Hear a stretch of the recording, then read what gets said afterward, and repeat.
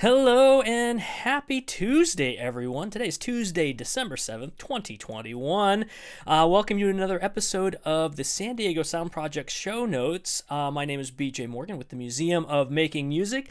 Happy to be producing today's episode for you. The show notes series is part of our San Diego Sound Project, which is generously established by the Conrad Prebys Foundation and the Carlsbad Cultural Arts Office.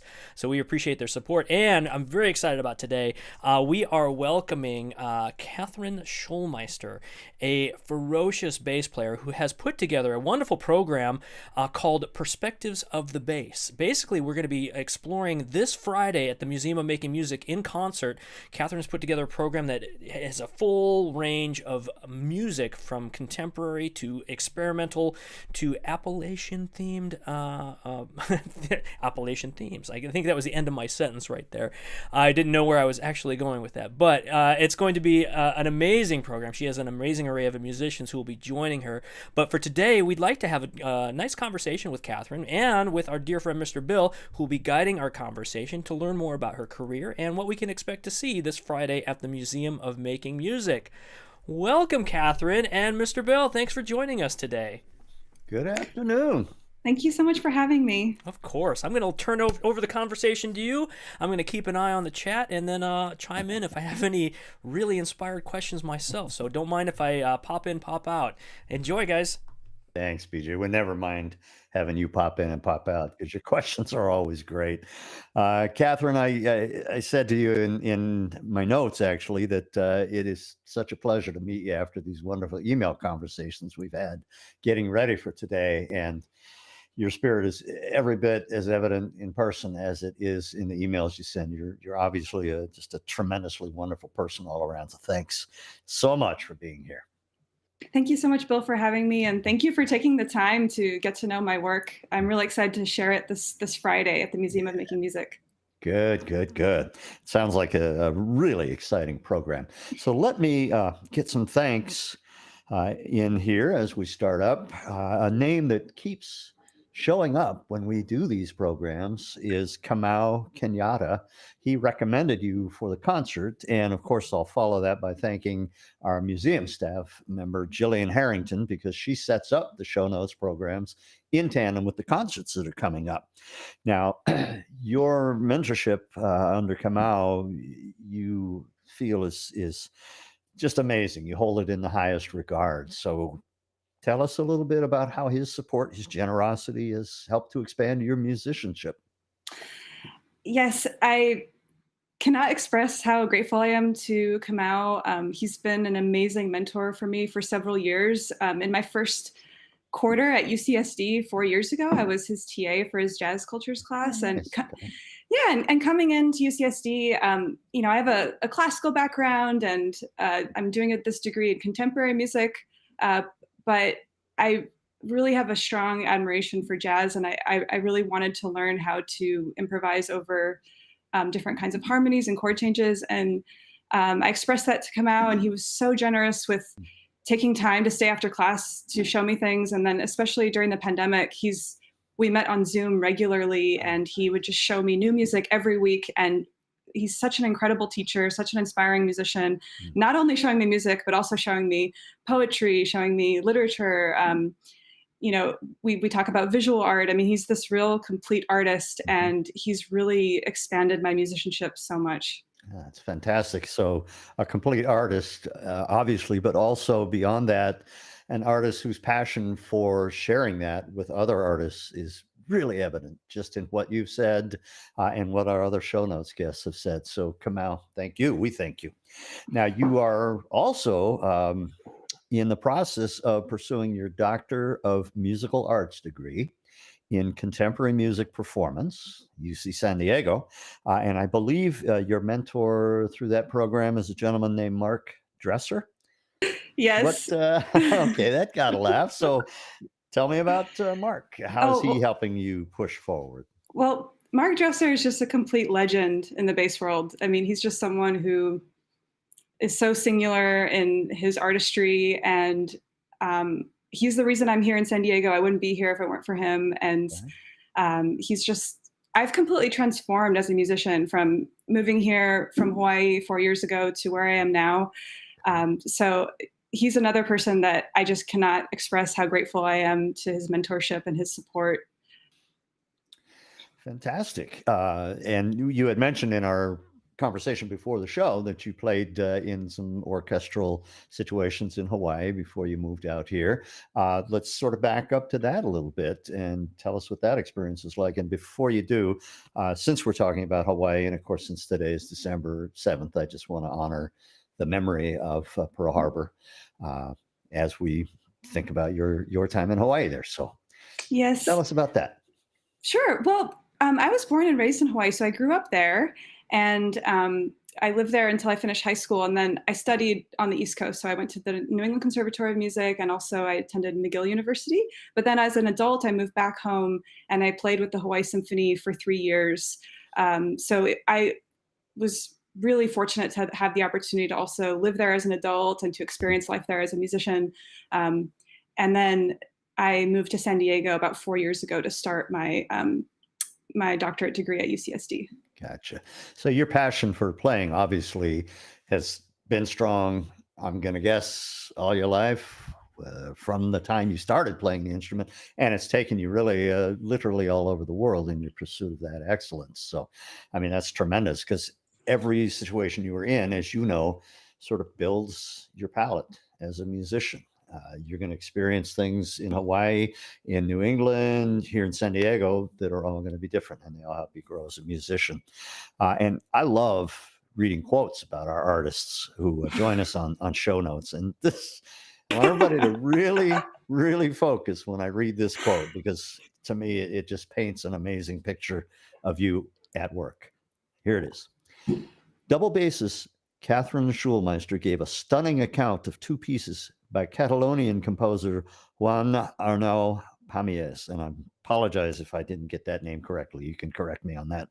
Turning an ostensibly ungainly instrument into a writhing, white-hot crucible. I get chills while I read that. And the writer is Simon Cummings from the 5-4 blog. Yes. Well, I had to find a video of you playing one of Juan's pieces. I cannot pronounce the title of it, but my Lord, was that a tour de force. Can you help me with A, his name, and B, Sure. the title of that piece? Sure. So you're very close. It's actually Joan, because he's from Catalonia, so it's the Catalan pronunciation. Okay. And we went to school together. We were classmates at the New England Conservatory of Music, and it was actually while I was at NEC, when I started there, my dream was to be an orchestral bass player. But then when I got there, I realized, oh wait, there's all these amazing other kinds of music. There's jazz musicians, there's improvisers, there's composers. It kind of blew my mind. And so when I was there, that's when I started to really get into improvisation and working with composers and contemporary music. And so he wrote these solo pieces for me. So the title is, it's my initials KS put between DB being double bass. So it's DKSB. So I know, that's the title. If I had studied that a little longer, I might have got that, but I just letters and parentheses and said, I don't know.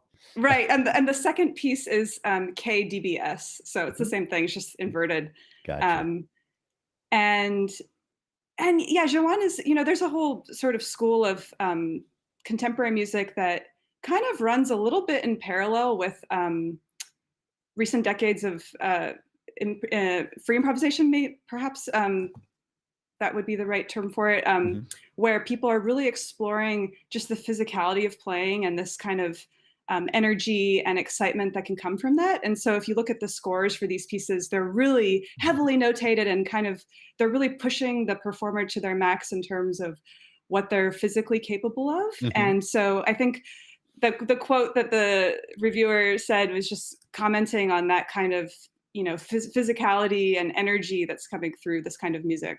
Yeah, absolutely. And in fact, I'm going to tell viewers, look Kathryn up online, because there are some videos of you playing these pieces. And one of my questions later on is going to be, you must have to go through quite a warm up to be able to get through these pieces, because they really are physical. My goodness, what did he say? Writhing white hot crucible. That could apply to the bass and to you as you're playing it, because you really are moving and grooving and getting a workout. So, and you sort of slipped in an answer to a question I had as well. Had people written pieces for you? And you said very quickly he wrote that for you. So that's wonderful to know that somebody respects you as a player enough to say, I'd like to write this piece for you and have you perform it. Now, what is your take on Mr. Cummings' description of the contrabass as an ostensibly ungainly instrument? Yeah, well, I mean, the bass is just, it's a physically massive instrument. And every day I ask myself, why? Because it's the biggest, most fragile instrument. I travel a lot with it. It's really difficult to deal with the bass. And then the strings are really thick. I mean, I've bled. It's physically just a monster. So to get around it with the same kind of, agility and speed, that other instruments can, to get around, for example, like a guitar or a piano or a violin, it's just, not only is it physically larger, but also because the strings are so thick, because the frequencies are so low, it kind of responds slower too. Right. Yes. So I think in order for it to have that same kind of projection of energy and agility and speed, it's not something that you see every day, I suppose. And so this music is trying to create an atmosphere where you get that energy from the bass, which is actually so exciting, because when you have that energy in combination with those low frequencies, it really becomes this this kind of magical being. So yeah, turns into a whole different voice than one might expect. It's funny you said in your comments, why do I do this? My dad, bless his heart, was in his early 90s, and he came down here to Carlsbad to watch my son play a gig where he's playing upright bass. And when you're in your 90s, you don't need to have a filter anymore. And Pop says to me, why would anyone want to play that instrument? And you sort of said the same thing. And I thought that was funny, because Pop was a huge jazz fan, modern jazz quartet and all of those bands. And I was surprised that that he said that. But you just kind of solved that little mystery. Why? Because of all the challenges involved. Now, let's kind of slide over into a little different area I wanted to explore with you here. And that is my fascination with what I call the development of subfamilies within the main strings, brass, woodwinds, percussion groups, right? The Museum of Making Music, we highlight several examples of these subfamilies, for instance, saxophones, mandolins, ukulele. And it seems to me that those subfamilies are patterned somewhat like a choral ensemble: soprano, alto, tenor, bass. Now, you've gotten your bachelor's, your master's, and on your way to your doctorate. So I figured you'd be the one to ask, do you think this is sort of the result of the fact that singing kind of came first and then instruments were developed after that? So were people developing instruments along the lines of what they heard in the human voice? Or am I just overthinking this? What do you think? No, I think that's right. I think that instruments, I think of the bass as a voice, and I think all the music that we hear is modeled after what we hear in each other. So, and that's why I'm so excited to play with a vocalist on Friday, to play duo with the singer, because that to me is, there's just nothing like the human voice, and I'm always striving for that in any instrumental music that I'm playing. That's a really interesting statement. I'm gonna take that to heart and strive for that myself going forward. Because you're right, the human voice is, it's every bit an instrument, and yet it's not something that necessarily has to be built. It does need to be exercised, like your bass, like a guitar, like BJ on the drum set. But still, we're all born with that instrument, and we can develop it intrinsically if we want. So I don't want to belabor this, but and thank you. I appreciate you agreeing with my assessment there. So we have what we call the choral-based family subfamilies, but there's also variations both above and beyond, above and below the normal ranges of these instruments. There's a group called the Hutchins Consort. They're friends of the museum. They've played there a couple of times, and the range of their instruments are completely off the charts when you compare them to traditional string instruments. So yourself, Kathryn, as a performer, in what ways do you try to push your own boundaries? I know we've talked about a few, but some more ideas as to how you push the boundary of what you play and the instrument. Well, it's really interesting for me to work with composers and kind of experiment with them with different techniques. And I think one of the reasons why I really enjoy playing contemporary music is because I really enjoy that collaborative process. Okay. And, whenever I think of the phrase experimental music, I always think of it as just, taking the tradition that you're coming from and then just trying new things, not necessarily knowing what's going to happen, and then finding things along the way. It's also why I really enjoy improvised music as well. And I really value that. So I think that, I don't know if I do it in any more unique ways than any other creative musician, where you're just exploring and improvising. And for me, that the collaborative process, working with different kinds of people, and perhaps that's also why I like to play different kinds of music, because inevitably different cultures of music making will bring you to different people. And so I just enjoy to do it with others and to learn from them and see what they inspire me to try. Yeah, good. So your receptors are wide open as far as meeting these other people, exploring their music, and then adding what you get from that into your own approach. Good friend of mine loves gamelan music, and he's from I can't say the name of this town, Accrington, England, and yet he was doing his world travels and came upon a gamelan orchestra. So he loves to use that in a lot of his music now. So he's kept that open. Bill, can I pop in for a second? Of course. I have a experimental music is just a wild concept, and it's I personally was lucky enough to get exposed to it when I was in college in Indiana, but it was really hard at first to really understand what was going on. And from your perspective, because you are, you're well versed in it and you just have a deep repertoire that you've already worked with, what would you recommend to like an audience member who may not have the same experience or the same depth of knowledge with experimental music? How can they tackle it as a listener? What would be your advice on that? Sorry, is that no? The first thought I would say is to be open to experiencing music live. Yeah. Because there's just nothing that replaces being in the room with someone and that intimacy of seeing them and in their element. And one thing I often tell my family members is like, if you can be there live, like please, because it's so different. I mean, recordings are amazing. Technology today is amazing, but just nothing. And we know this from the pandemic. It's just, there's nothing that replaces the energy of sharing space with someone. And for me, I mean, as exciting as it is to play in big concert halls,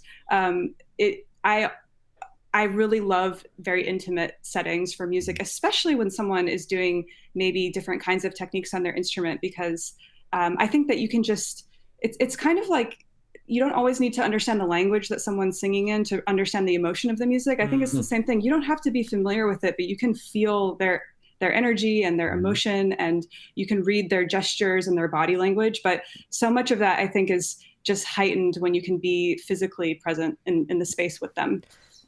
I'm curious now, in your own experiences, taking the energy off of an audience, especially in the realm of like experimental music. Okay, so let's talk about maybe both sides of the spectrum. Do you have specific examples where you remember was like, oh man, this is my favorite moment. I will remember this moment forever performing this piece, and how the audience reacted? Oh, that's a really good question. I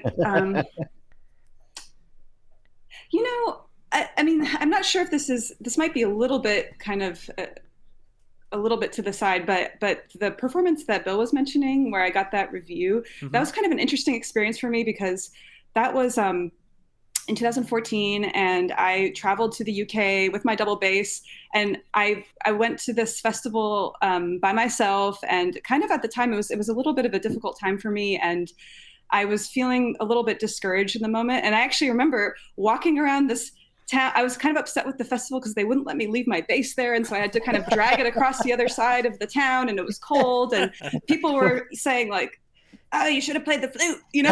Of course. I was just, and I was just thinking, why moment. yeah.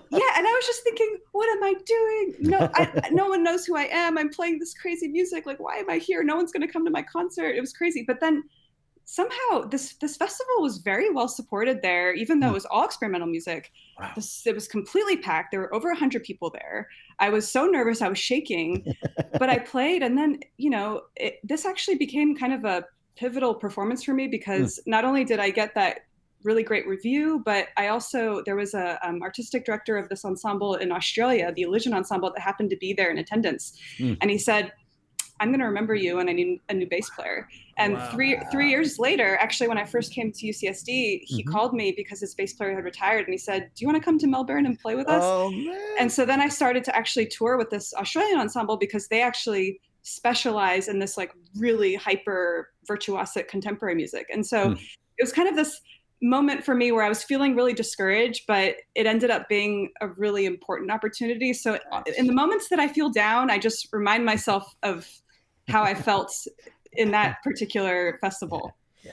That's awesome. That's a great story. Do you have a preference, like the types, because I mean, experimental and contemporary music can just go anywhere. It can go anywhere. Do you have a preferred mode that you really enjoy, like going after? You look at a piece, it's like, okay, this is going to be wild, or you know, you look at a piece, like, maybe not.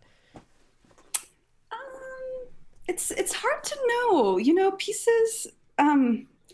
It's hard to judge a piece from a first performance. You know, because and unfortunately, sometimes that's all we get, just because of the logistics of how things work. But you know, when you think about touring musicians that play those songs so many times, I mean, I think you have to live with a piece to really fully assess it. So I just try to remain open, because there are limitless ways that you can make music. There's limitless ways you can be expressive. So I just always try to remain open to anything. Awesome. I'll turn it back over. Oh, no. I was really, when you start talking about experimental music, it's still kind of a new thing, even though, I mean, my college years are way past me, but we had a contemporary music festival where we celebrated. It was like a week-long celebration. And, you know, the music program there, they really got us involved in it. It's like, here, we're going to play some contemporary music. I'm like, what is this stuff? You have no idea until you get into it. And then your whole world is just turned upside down from what you're used to. So I really like to kind of explore it as much as I possibly can. Even I don't really actively go seek it out myself. But, I mean, when I crosses paths, I'm like, oh wow, okay, yeah, here's the state of where we are right now. So when you came onto the venue, Bill, I'm like, oh my gosh, this is some wild stuff. And we're gonna see later on in this conversation too some of that music you were talking about. It's wild. Oh, it looks like, okay, so we just got a question up from actually Twitch from Mansfield Records. Who's your favorite contemporary artist? Oh, that's too difficult to answer. What's your favorite music ever? Think about it. Come back to it. I'm gonna. Oh wait, no. Go ahead. If you got. Well, I was gonna say, I don't know. I mean, last night actually I saw. I don't. Maybe you've heard of this band, Baby Bushka. They are a tribute band to Kate Bush, and I actually I hadn't listened to Kate Bush before, but just hearing her music last night, I was just brought to tears, and now I'm obsessed. Wow. So I don't know if that qualifies as contemporary, but I would just say she's an artist that's now really on my mind. So okay, wow, yeah. There you go, Mansfield Records. All right, I'm going to turn the conversation back over to you guys. Thanks, BJ. And yeah, I'd say that's contemporary because she's brand new to you, so you've got another pathway to explore there. And those are great. That was a great little train of thought there. It kind of follows where I was going to go with this. I think you pretty much already addressed it, but let me just make sure. Obviously, you got, as you said, excited the first time you discovered experimental music. Now, first question, experimental, avant-garde, are they two names for the same thing, or are they totally different? don't really like to get so caught up in the titles for things, but I know what you mean, because people use different words for things, and it can get kind of confusing. I mean, Yeah. I suppose when I think of avant-garde music, I think of European music post 1945, and Right. there's this sort of tradition of really trying to kind of reject what happened before and kind of reconceive of things in a different way. And maybe what I think of, and this just is a personal definition, Mhm. because it's amazing. These things then become institutions. There's these institutions of contemporary music, and Right. and Yeah. just as there can be institutions of any kind of music. So when I think of experimental, I just think of the spirit of um, finding things out. Approaching your creativity like you're researching, and you don't know what's going to happen. Mhm. So you're not. It doesn't sound like you've put it in a box, so to speak. Which, as you say, we tend to do that as humans. When something comes at us, it's brand new. We go, I don't know what that is, but we have to box it somehow. And you've not done that with the music. You've kept it fresh, and each approach is exciting. Um, However, I'm going to guess that a player needs a very strong foundation in traditional playing to be able to step outside that comfort zone. Or can you just go for it? In other words, can somebody forego all the Hanon-esque exercises and scales and riffs and just jump in? What do you recommend? Well, my training in classical music is such a huge part of who I am, and when I Hmm. think of all the contemporary music I play, it's following that tradition. It's coming from that tradition. So all of the same, the physics of the instrument don't change. So Hmm. when I don't think that there's one way you have to learn an instrument, but any kind of like rigorous, systematic way you're approaching the instrument just gives you tools that you then build off of. And so um, all of the training that I developed with classical music then makes me understand the instrument, and gives me the knowledge that I then use to interpret or explore different kinds of music making. Right. Okay. So it'd be safe to say that every house needs a foundation, which is that training, that scale practice. And from there, you design the actual building in Yeah, whatever ways. and it goes the other way too. I mean, I think that when you push, what kinds of colors can I get? What kind of expression I can get? Then you can go back to your Mhm. Mozart and Beethoven or whatever it is, and you kind of, Okay. I know more things. I can kind of push things in these ways too. So they can kind of have a dialogue too. Sweet. Okay. BJ, you're back. Yeah, I mean, your question, Bill, made me think about it too. Like, I mean, as a drummer, I mean, if I was to take Kathryn's instrument and attempt to play experimental music, it might. Mhm. Yeah, I think it has to do with intent, interpretation, overall ability to turn something like I could. I would not be able. I would not be able to play experimental music just because it takes such a deep level of skill and interpretation to get through Mhm. that. At least in my mind, that's how I see it. I could be completely off base with that, but it, that's why they say, art is sometimes in the eye of the beholder, Mhm. where you have art pieces created by maybe people who are not qualified to create art pieces, again, interpretation, but then you have these masters who are intentionally creating, with Mhm. purpose and with intent and with skills and with the tools that they have Mhm. to create this art that is beyond anything anyone has ever seen or really experiences on a day-to-day basis. So that's sorry, you got me thinking on like what if I tried playing experimental music on bass? It might, I don't know. Yeah. There'd be a lot of accidents. There'd be a lot of unknowns happening, and a lot of non-intentional, really non-intentional Mhm. sounds happening. And then Mhm. that's why I prefer to leave it to, to artists like Kathryn to do it. There's also a big range too. I mean, some music perhaps is going completely outside of Mhm. conventional technique, but then there's other kinds of music that 98% of what you're playing is actually very rooted in the Mhm. fundamentals, and then it's just 2% that might be kind of, you know, going into other kinds of techniques. So there's such a big range. At what point do you feel like an artist or musician can start breaking those techniques and really go outside the box already? Does it take what kind of foundation does it take before it's acceptable to go, okay, let's break all the rules now? I don't know the answer to that question because I think that having the boxes and the rules to begin with, I think is maybe a little bit of a narrow way of thinking that I think sometimes, I mean, even now, learning to improvise over chord changes or kind of expanding my musicianship, I sort of feel like, why wasn't this a part of my classical training?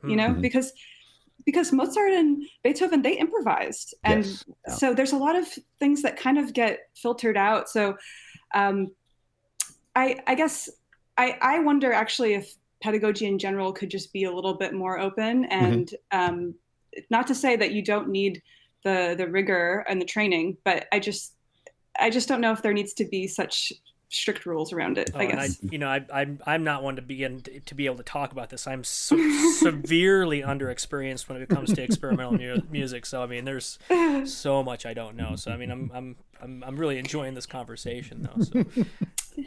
Well, what's interesting, Kathryn, you just mentioned people like Mozart, Bach, Beethoven. And you got me thinking, of course, they were the experimental composers of their day because that had not been done before. And something I learned when I was going to music school, you go back further, initially our single line sort of Gregorian chant music was it. Then they added the fifth to it, right?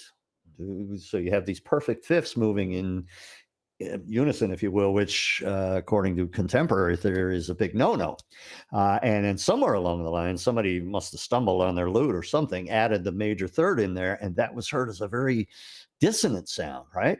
So they were pushing the boundaries in their day, and they just kept pushing, and eventually these things become part of the lexicon that's as natural as breathing. So really, I would say contemporary music in 2021 is doing the same thing that they were doing hundreds of years ago. You get this, BJ, you got me thinking. Kathryn, you got me thinking. Now, we've been kind of teasing people about this experimental music, and I think, BJ, you mentioned scores for the music. So I would like to have you put that score up on the screen. Sure. Let me give everybody a preview of what this is. This is a piece called The Wreck of Former Boundaries by Aaron Cassidy. And I love his program notes. He says, the work emerges out of a recent fascination with curves, arcs, bubbles, and foams. Now, Kathryn, as I was listening or watching, rather, you play this on the YouTube video, I read those and I thought, wow, okay. A, I started hearing the work in a completely different way. And B, do you hear those composers' liner notes in your mind as you're playing? Are you hearing them as bubbles and arcs and so forth? And go ahead and answer that. And then we'll go ahead and have you let us walk through this score and tell us what we're seeing. Sure. Well, maybe I'll start with the score first, actually, because the thing that's really unique about this kind of score versus a traditionally notated musical score is that this is actually this is prescribing actions that I perform rather than featuring symbols for what the sounds will sound like. Okay. So the music is really originating from these like physical gestures, and I think that when you think about curves, arcs, bubbles, foams, I think about the way these things move and how they're so malleable, and so much about listening to music is actually relating to the physicality of the music, whether it's music that makes you want to dance or music that makes you want to laugh or cry, or there's always this physical relationship with music, I think, when you're listening or performing. So it makes sense to me that this music is articulated in this physical way, because then that's creating this kind of malleable texture that I think cannot be articulated in these strict note heads and rhythms in the way that traditional conventional music notation is notated. Okay. Let me kind of sidebar on that too while we're there.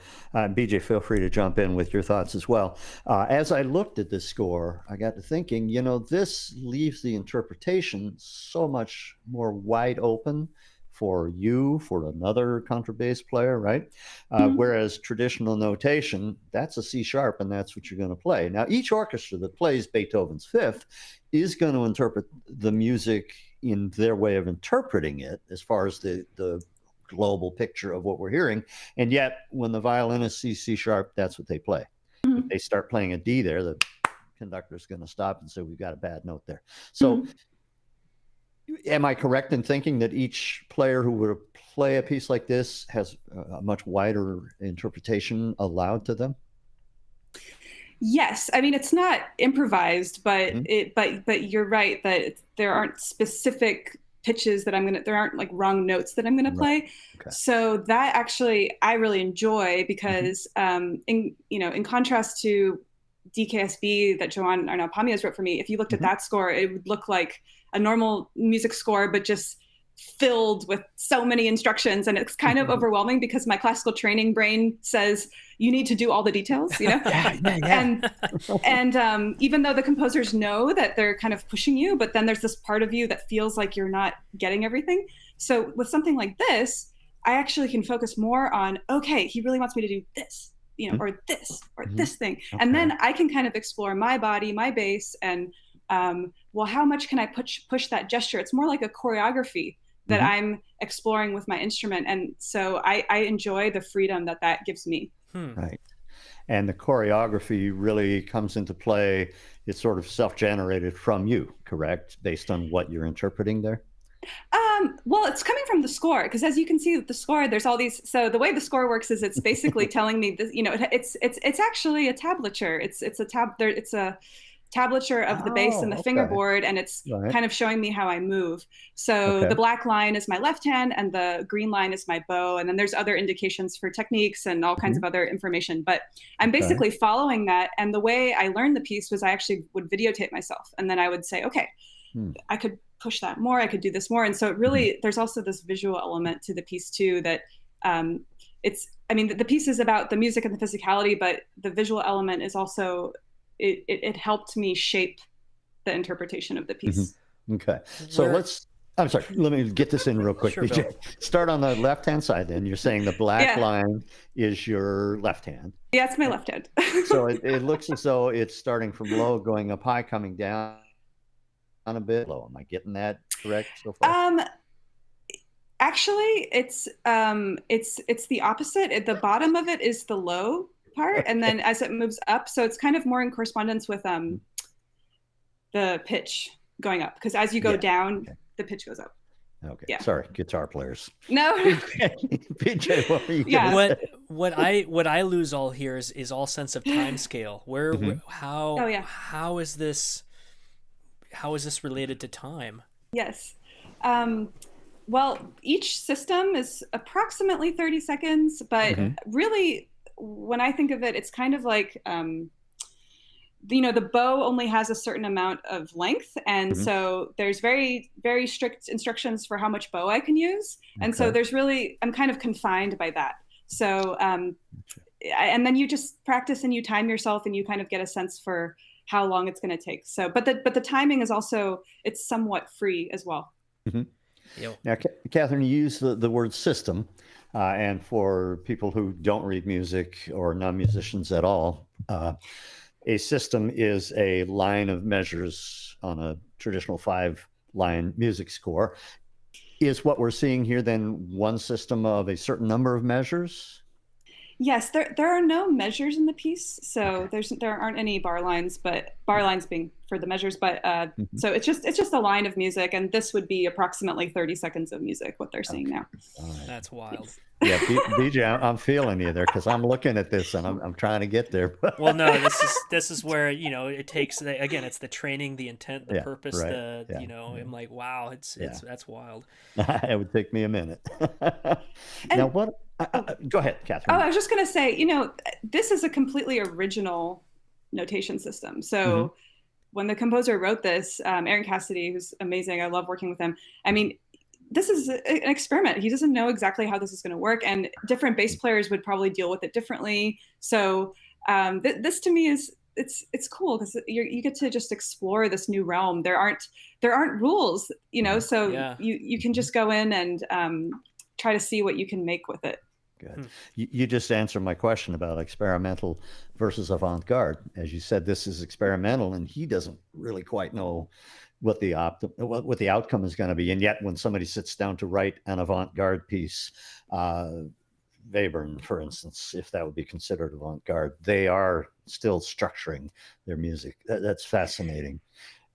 Go ahead. Yeah, I was going to say, I mean, again, I don't like to always put these labels on music, but I would say, I mean, I'm not going to play this Aaron Cassidy piece on Friday. My program is actually going to be very, very wide ranging, but one piece that I would say that might fall into this avant-garde category is this piece that I'm going to play by Luciano Berio, the Sequenza. And this piece, but it's fully notated in standard notation. It's all based on harmony, and but it also really expands the tradition. It's not like a typical classical piece. So that's something that I would say would fall more in that kind of category of music, as opposed to something like this. But it's also, from your description, there are a couple of worlds coming together.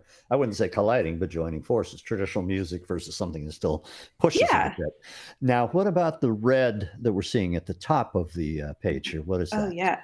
That's a really cool part of the score. That part, this to me is it's very sort of abstract, maybe even poetic. And it's supposed to mean feeling a sense of friction or resistance. So when the line is really thick, I have to, as I'm moving through something, it's kind of like it's sort of like viscous, viscosity. So I'm moving through something with a lot of resistance. And then when it's thin, it's without any resistance.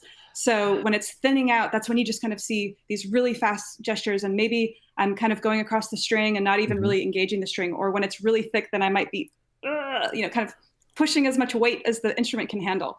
So it's kind of like this, again, it's all about the physicality of what you're experiencing as you move your body through time and with the instrument. Wow. I'm glad you explained that, and I'm glad I watched the video of you playing this, because now I can really see that. There are times when you are just bearing down so hard on that bow. So let me go from left to right. 1, 2, 3, 4, 5. The sixth red indicator, then that's a pretty thick, pretty lengthy indicator. So there you're digging in pretty hard, right? Yeah. Underneath that, I see what looks like a bowing mark that, as it moves sort of diagonally down, is getting a bit thicker. Am I starting to get on the page here? Yes. Yeah, you're reading it. You're ready. Now you can go play the piece. All right, I'll send you my YouTube of me playing this. I love this because really, and I think PG will agree with me, this is a world that is new to me. I mean, I know it, I've heard it, but really starting to see how it comes together. Sweet. That's beautiful. Thank you. I like the idea of being able to interpret music differently than just a regular, like a classically trained approach, or because we all learn differently, we all experience things differently. So I mean, there's a lot of musicians and folks out there who have learned by rote, by ear, just and I don't know what that looks like to them. If they could visualize that, I have no idea how that looks like to them. And then there's other musicians that we learn to read the notes on the page, and then this is an entirely different system that you give this to me, I'm like, I don't know, I have no idea, but I know that it has meaning, and I can slightly interpret what that meaning might be or what it might sound like, because it's been visualized, or if there's that's just one way to really get music out there. And I again, it's one comment you said, Kathryn, about you just hinted at it, how composers and arrangers or artists can go beyond just the notes, the defined notes in a score. How do you get beyond that, and how do you find those sounds, and how do you find that those things that might exist that we've been trained to know that it's a C sharp. What's past that? What's past the C sharp? How do you get? I've never experienced a score where it introduces viscosity and tension and the interplay between the artist and the instrument itself. Other than some Italian terms like furioso or whatever. There's never been a something on a drum chart that says play super angry here, or say play jovially or whatever. So it's really amazing to see that type of notation on a page. How the artist interprets that is going to be different from person to person too. So I'm blown away. That's wild. Kathryn, let me, as always, these hours, well, it's not quite an hour yet, thankfully, but the time really does zip by. And there's so much more I'd love to ask you. I do want to kind of respect your time and everyone else's time and sort of get to where we can play a nice video of you playing with a trio. But before we do that, you sent me the program for Friday, and thank you very much for that. And it's clear that you are well versed in classical jazz, experimental, and I would think any kind of music you set your mind to playing. Now, to me, that's a bit of a paradigm because it seems to me the earlier players, they focused on a particular style or a particular genre. Phil Woods was known as a giant among saxophone players. Itzhak Perlman, all these players who are known for their particular style. How do you explain that paradigm shift? Because you are certainly part of that group who can just say, today I'm going to play jazz, tomorrow I'm going to play Bach. How do you jump from one to the next? And let me also add to that it's not jack of all trades, master of none. You are a master of all those styles. How do you do that? Well, I wouldn't say I'm a master of all the styles. I mean, I'm definitely not a master of jazz, that's for sure. I mean, one of the things that I've been working on with Kamau is trying to get better at that. But one of the most important things that he's taught me is to use my skills. He's been so generous, and he really encourages me to use the bow. And you'll hear me play one of these Piazzolla tunes on Friday that he recommended that I arrange for a piano trio. But he really encourages me to use my classical background to then just come into the tradition with my voice, rather than feeling like I have to do the same thing that everybody else does. Yeah. So I think that, you can come from your background and then try to learn what you can while also using the skills that you have. And as far as musicians today in general being more versatile, I mean, I guess I have two comments about that. One is that I think a lot of bass players are versatile because the bass, that's one of the things I love the most about the bass is how it can fit into so many different kinds of music. And then it brings me to all these people. So I've always, from the very, very beginning as a little kid, that's what really attracted me to the bass. But I would also say that we just live in this world where we have so much information all the time that to me, it just, as much as I love classical music and orchestral music, it just doesn't make sense to limit myself to only doing that one kind of music. Now, of course, it does take, years and years and years to master any of these traditions. So there's only so much that you can do, but I think that that's where it comes to, okay, but you can use those skills to do other things. And, even the pianist I'm playing with on Friday, Nick Sanders, amazing jazz pianist and composer, but his whole training was in classical music. And so we're actually going to play some classical music. We're going to play original music, and we're also going to play some of his compositions as well. But I think that there are a lot of musicians that come from a classical background that then go into other things, and perhaps vice versa as well. Yeah, well, that's interesting because it does. How do I want to say this? If you put yourself in that very narrow bandwidth, there could be a point where it's like, this just isn't really satisfying the muse as much as it used to. So you are wise to keep the doors open to all the other areas. We had, for instance, John Jorgensen gave a concert at the museum. And if you're not familiar with John, make sure you get familiar with him. He plays bluegrass, jazz, rock, in whatever style he wants with ease and fluidity from one to the next. We were talking earlier about cellist Tina Guo. Same. Has a cello from the 1800s that she'll play Bach partitas on, a couple of the electric cellos that she'll play heavy metal on. To me, it's just really opening my eyes up to the fact that, yeah, who says you have to say, I'm an acoustic guitarist, I'm a jet, or whatever your bag is.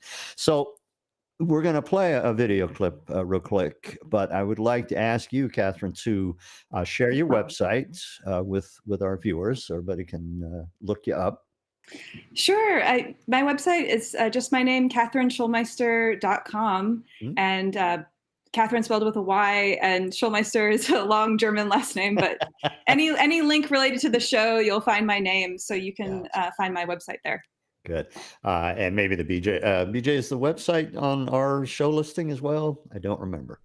I don't remember, but her name is spelled correctly on our website.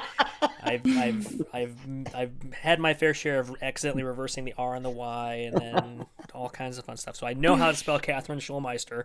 There you It go. is correctly spelled on our website. Very good. Yeah, my last name being Kilpatrick, that's certainly open to all kinds of interpretations there. I joke that I should change it to Kirkpatrick because that's what most people call me. So you mentioned one of your artists, and then you also mentioned to me a piece you'll be performing called Old Virginia with vocalist Jasper Sussman. So what can you tell us about Old Virginia? Oh, I'm so excited to perform this piece because it's really, really special. And this is a piece for double bass and soprano. And Jasper is she's one of my fellow grad students at UCSD, and she has a gorgeous voice. And she's just an amazing artist all around. Also, very versatile artist. She's a composer, percussionist. She's actually getting her degree in integrated studies in musicology, though. So she's really just this really multifaceted, deep artist. So I'm very, very happy to have her. And this piece is written by a young composer, Sean Yeager. And it's Sean was inspired by Southern Appalachian folk music. And there's an anthology of folk music that was transcribed, I think, by Cecil Sharp is the name, I believe.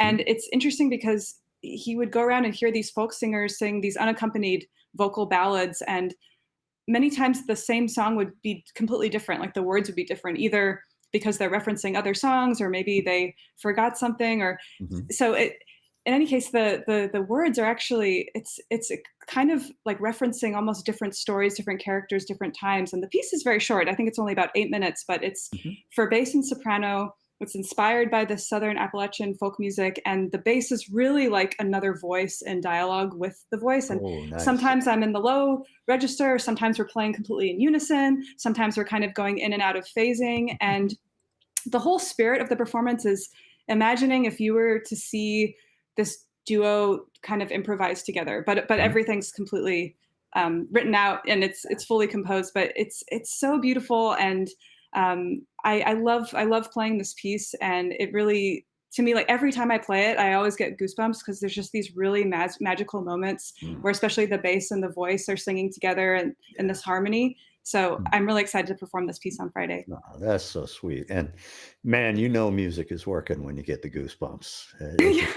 You know what I mean? There's something so magical about it. I don't want to get too off base here, but or too crazy or esoteric, but I know there's some kind of connection between this and the universe. And man, when you make that connection, you know that universe is talking to you because you get those chills. So who else do you have playing with you Friday night? A little information on that. Yeah, so I'll also be joined by really amazing pianist Nick Sanders, who I mentioned earlier.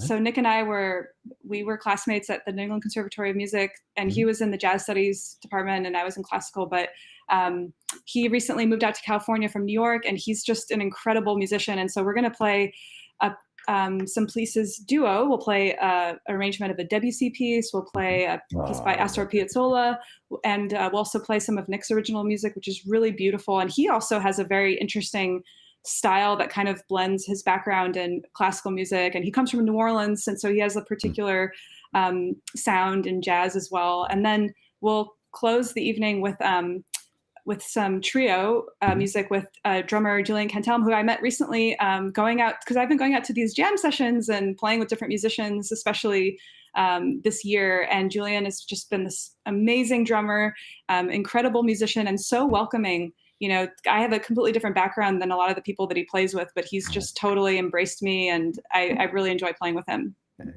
So he keeps his receptors open as well. Oh yeah, so important, and great that you're going out to these open mics, because what a great way to meet other players. Yeah, and just keep broadening that palette that that we all work on our entire lives. Well, this just sounds like a tremendous show, and of course, I wish you nothing but the best with the show. I encourage everybody, whether you're watching this live right now or whether you're streaming, whatever we're doing. Whether you watch this after the fact, do check out the museum website. You can buy tickets for the live concert. You can also register for the streaming of the show. And Kathryn, it's been wonderful. You've really opened my eyes, and I think everybody else's eyes, to the fact that your instrument really has a tremendously wide range of expression. So many of us are used to hearing it go 1-5, 1-5. We kind of think that's what it is, but you have shown us otherwise. And I would like to finish us out, BJ, if this is okay, with a nice, beautiful trio setting of you playing My Favorite Things. Sure thing. Here we go.